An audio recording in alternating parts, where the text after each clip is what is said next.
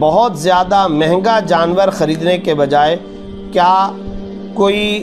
ایک جانور ذبح کر لینے کے بعد مزید کئی جانوروں کی قربانی کرنا افضل ہے یا ایک ہی مہنگا جانور خرید کر کے اسے ذبح کیا جائے؟ یعنی یہ واقعی بڑا اہم سوال ہے، اور جدید نوعیت کا خاص طور پر وہ جو صاحب حیثیت افراد ہیں ان کی طرف سے یہ سوال ہے کہ بہت زیادہ پیسوں کا ایک مہنگا جانور خرید لیا جائے یا مناسب قیمت کا معتدل انداز کے اندر ایک جانور خرید لیا جائے، اور اس کے ساتھ ساتھ مزید اگر پیسے اللہ رب العزت نے استطاعت عطا فرمائی ہے تو کئی سارے اور جانور ذبح کیے جائیں۔ ان میں سے افضل طریقہ کون سا ہے؟ تو دیکھیں، سب سے پہلی بات تو یہ کہ اس میں دونوں پہلوؤں کو سامنے رکھنا چاہیے۔ قربانی کا جانور بارگاہ الہی میں آپ ایک فریضے کے طور پر ادا کرتے ہیں، اور جب یہ بارگاہ الہی کے اندر قربت حاصل کرنے کے لیے، اجر حاصل کرنے کے لیے، ثواب حاصل کرنے کے لیے یہ آپ جانور پیش کرتے ہیں تو فربہ ہونا چاہیے،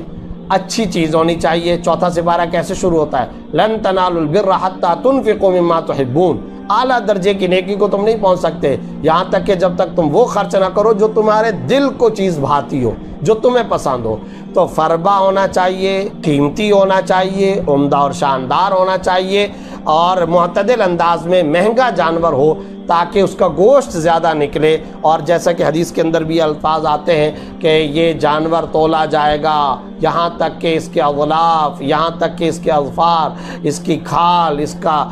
جسم، اس کا گوشت، یہ سارے کے سارے قرون، سینگ، یہ سارے کے سارے تولے جائیں گے، اور اجر و ثواب کے اندر ان سب کا معاملہ ہے۔ تو اس لیے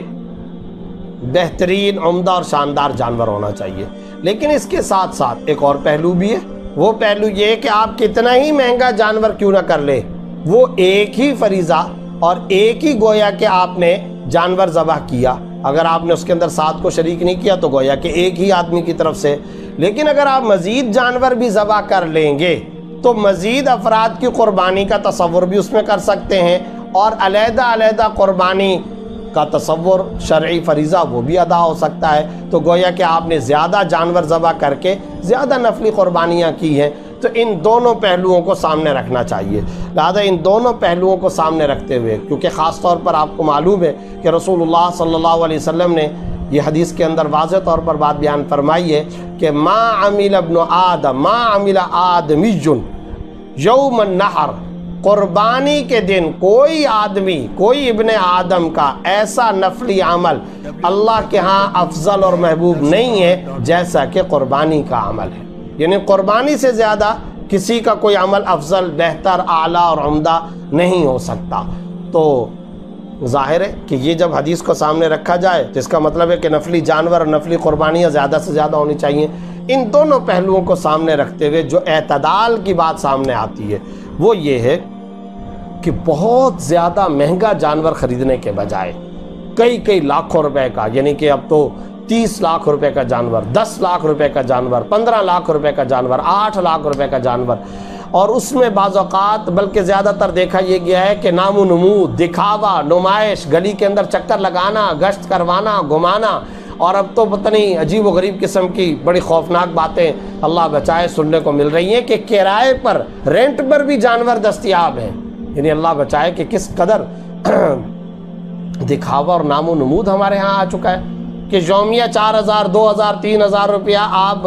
اس جانور کے مالک کو دیں گے، اور قربانی تک وہ جانور آپ کے گھر کے آگے بندھا رہے گا، اور پھر اس کے بعد قربانی سے ایک دن پہلے وہ جانور کو لے جائیں گے یا اسی دن لے کر جائیں گے۔ رینٹ پر گویا کہ جانور دستیاب ہے۔ انا للہ و انا الیہ راجعون۔ اس سے زیادہ غلط، اس سے زیادہ ناجائز اور حرام بات، دکھاوا، نام و نمود اور کیا ہو سکتا ہے؟ انتہائی افسوسناک اور انتہائی غلط قسم کا رجحان ہے۔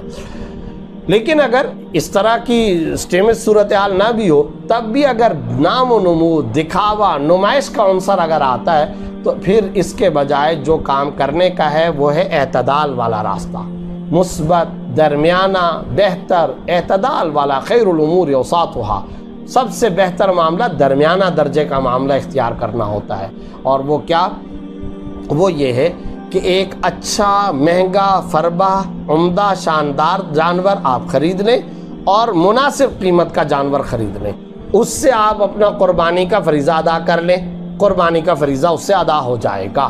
اب اس کے بعد اللہ نے اگر استطاعت عطا فرمائی ہے تو آپ مزید پیسوں کے مزید جانور خریدتے چلے جائیں، یہ زیادہ بہتر ہے، قربانیاں بھی زیادہ ہو جائیں گی، نام و نمود دکھاوا اور نمائش سے بھی انسان بچا رہے گا، کسی قسم کا شیطانی وسوسہ بھی قریب نہیں آئے گا، کئی مزید نفلی قربانیاں بھی ادا ہو جائیں گی۔ اور اگر مختلف مقامات پر آپ کرنا چاہیں گے تو اگر تو سارے پیسے آپ نے ایک جانور میں کیا تو وہ تو ایک ہی مقام پر ہے، لیکن اگر آپ نے کئی ساری نفلی قربانیاں کی ہو تو بہت سارے مقامات پر جہاں زیادہ غریب اور مستحق افراد ہوں وہاں پر بھی آپ قربانی کے جانور ذبح کر سکتے ہیں، قربانی کے فریضے بھی ادا ہوتے رہیں گے، مستحق افراد کو گوشت بھی انشاءاللہ میسر آتا رہے گا، اور اسی طریقے کو اختیار کرنا زیادہ بہتر